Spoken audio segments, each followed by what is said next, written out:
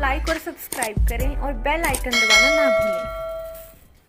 नमस्कार, कृतिभूमि न्यूज में आपका स्वागत है। कृतिभूमि न्यूज की टीम इस समय मौजूद है हल्का रादौर जिला यमुनानगर में। आज हम जुड़ चुके हैं श्याम सिंह राणा के साथ। हम आज बातचीत करेंगे, सीधी वार्तालाप करेंगे, जानेंगे हल्के के बारे में कि वो अपने हल्के में किस हिसाब से जनता की सेवा करते हैं। कृतिभूमि न्यूज में आपका स्वागत है।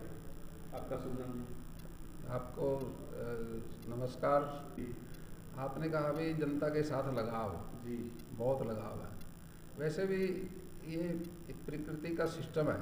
आप किसी के पास अगर बार बार जाओगे उससे लगाव हो जाता है, चाहे पशु है, चाहे पक्षी है, चाहे मानव है, चाहे कोई साधु संत है। लगाव तो उसके पास आने जाने से होगा, क्योंकि राजनीति के अंदर जनप्रतिनिधि इसीलिए बनते हैं कि जनता के बीच में रहें। हमने इसी का पालन किया।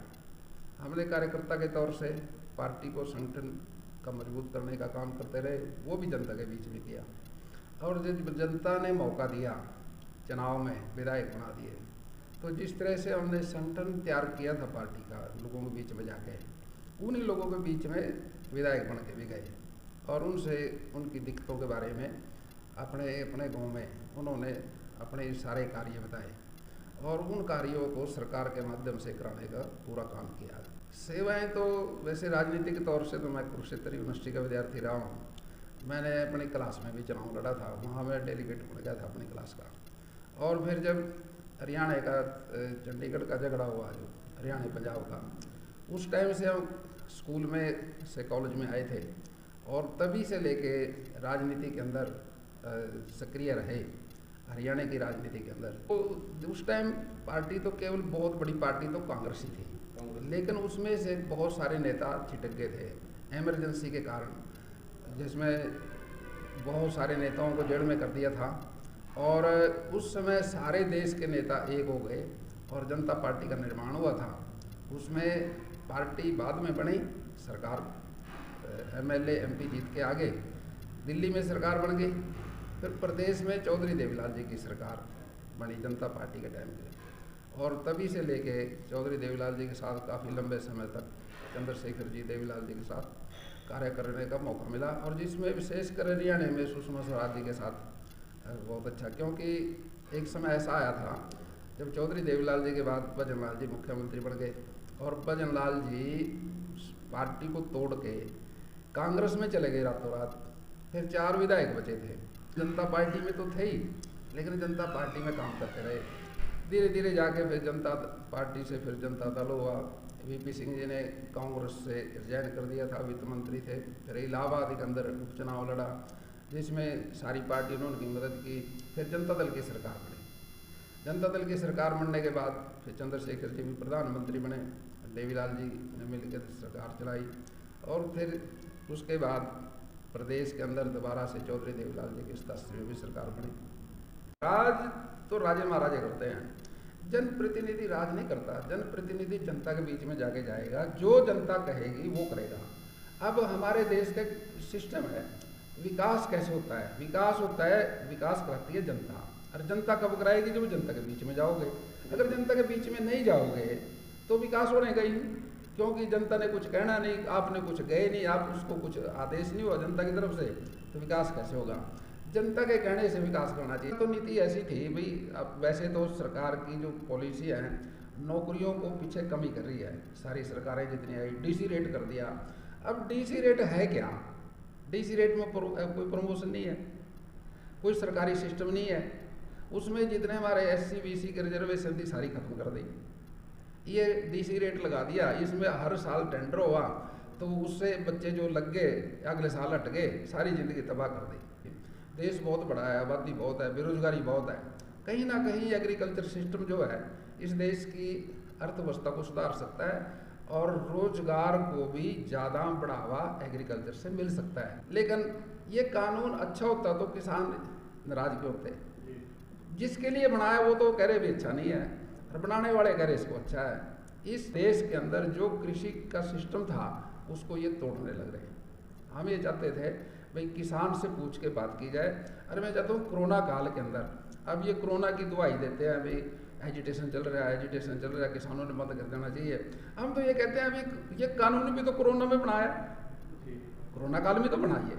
या तो सरकार ये कहे जी हमने तो इसको ठीक टाइम में बनाया था, अब कोरोना काल में रोब किसानों पे लगा रहे हैं भी कोरोना की वजह से बैठे हैं। ये हम ये कह रहे हैं अभी कोरोना में बनाया किसने, ये मोदी जी ने बना दिया कोरोना में। अब कोरोना में तो एजिटेशन चलेगा। फिर सरकार ने ये सोचना चाहिए था भी कोरोना काल है, इसमें कोई कानून ऐसा ना बनाए जिससे लोगों को दिक्कत हो।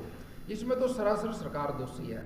और सरकार के लिए भी एक ही रास्ता है, अपने किसानों से बैठ के बात कर ले, इनसे माफ़ी मांग ले और ये वापस ले ले। मेन काम तो आज जो देश के अंदर जो बड़ी बात है, जिसकी लोगों ने एक उम्मीद पे, एक आस पे भारतीय जनता पार्टी को बहुमत दिया था, और देश को, इतने बड़े देश को एक पार्टी की ऐसी की भी जरूरत थी जिसका बहुमत रहे, वो दूसरों पे आश्रित ना रहे। लेकिन जनता की सारी उम्मीदें इन्होंने नाश कर दिया देश का ही, क्योंकि अपने तरीके से अपने सिस्टम को चलाया इन्होंने हर तरह से। कभी ये तो GST लेके आए, कभी ये नोटबंदी लेके आए, कभी कुछ लेके आए, कभी कुछ लेके आए।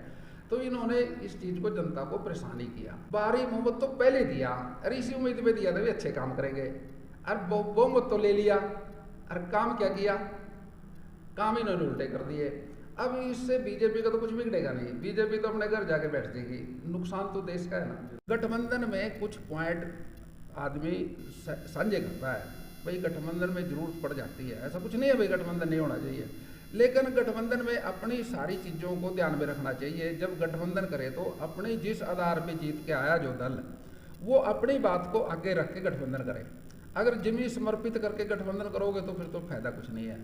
जो मुद्दे लेके आए थे, पेंशन का मुद्दा था, किसानों का मुद्दा था, अगर वो पहले से ये बात तय करता भाई पेंशन 5000 होगी और किसानों के एंटी कोई कानून नहीं बनेगा, मेरा गठबंधन है, अगर ये चीज़ें नहीं करोगे तो मैं तोड़ दूंगा। तो गठबंधन करना और गठबंधन तोड़ना दोनों चीज़ आनी चाहिए। गठबंधन करो जब तक ठीक चले, और जब ठीक ना चले तो तोड़ दो। भारतीय जनता पार्टी वैसे तो मैंने नहीं कहना चाहिए, मेरे को अनुभव, वो राष्ट्रीय पार्टी है, वो पार्टी है ही नहीं, वो तो एक ब्रांच है, पार्टी नहीं है। पार्टी तो अपना फैसला आप करती है। ये बीजेपी पार्टी इसलिए नहीं है कि इस तो सब कुछ MLA भी है, MP भी है, लेकिन फैसला तो नहीं कर सकते अपना। इनको तो कोई बताएगा ये करना वो करेंगे। ये जनता से अगर पूछे, भ्रष्टाचार तो कई तरह का है। अब छोटा भ्रष्टाचार, बड़ा भ्रष्टाचार, उससे बड़ा भ्रष्टाचार, उससे बड़ा भ्रष्टाचार, भ्रष्टाचार की तो क्वालिटियाँ बहुत हैं। लेकिन जनता तो ये थोड़े से भ्रष्टाचार ने तंग रखी, क्योंकि दफ्तरों के अंदर बिना पैसे से काम नहीं होता, इसलिए परेशानी है। ऊपर से महंगाई होगी, डीजल का, पेट्रोल का रेट कितना हो गया। अब यही इधर से कोरोना आ गया, इधर से महंगाई आ गई, ये सरकार की नाकामी है। आने वाले समय में देश के लोग सही फैसला लेंगे और महंगाई से पिंड छुटाएंगे और भ्रष्टाचार से भी। जब प्रदेश की सरकार बनती है किसी भी प्रदेश की, तो जनता का नेता मुख्यमंत्री बनना चाहिए। राष्ट्रीय पार्टियों में क्या है, अभी दिल्ली की पसंद का मुख्यमंत्री बनेगा। अब लोग तो चले गए जिन्होंने वोट दिया, इसलिए कहते हैं अभी वो योग्यता के आधार पे मुख्यमंत्री नहीं बनाते, वो अपनी पसंद के आधार पे मुख्यमंत्री बनाते हैं। इसलिए कहता है अभी राष्ट्र को चलाने के लिए क्षेत्रीय दल आज देश के अंदर, ये हमारे 28 राज्य हैं जहाँ मुख्यमंत्री बनते हैं। और जब ये कानून फेल हुआ था, कृषि सुधार बिल का जिसका नाम ले रहे, उस समय देश में सबसे ज़्यादा क्षेत्रीय दलों की सरकार थी। इस वजह से ये पास नहीं हो पाया था। और ये पास इस वजह से हो गया क्योंकि देश के अंदर राष्ट्रीय पार्टियों की सरकारें ज़्यादा हैं, इसलिए किसान को परेशानी आ रही। अगर दोबारा से फिर वही मौका आएगा, देश के अंदर क्षेत्रीय दलों की सरकार बनेगी और राष्ट्रीय दल देखते रहेंगे। अभी सरकार का जो आदेश है, हमें समझते हैं अभी घर में रहो और सुखी रहो। कोरोना के साथ लड़ाई जो चल रही है, इसमें ध्यान रखते हुए अपने जो सरकारी नियम कानून कहते हैं उनको भी मानना चाहिए। मैं समझता हूँ भाई, और अपने तरह से भी अपनी सुरक्षा रखनी चाहिए, हर व्यक्ति ने रखनी चाहिए। और सुबह शाम सैर, थोड़ी बहुत ही एक्सरसाइज घर में करें, बाहर करें, करनी चाहिए। यही संदेश है भाई।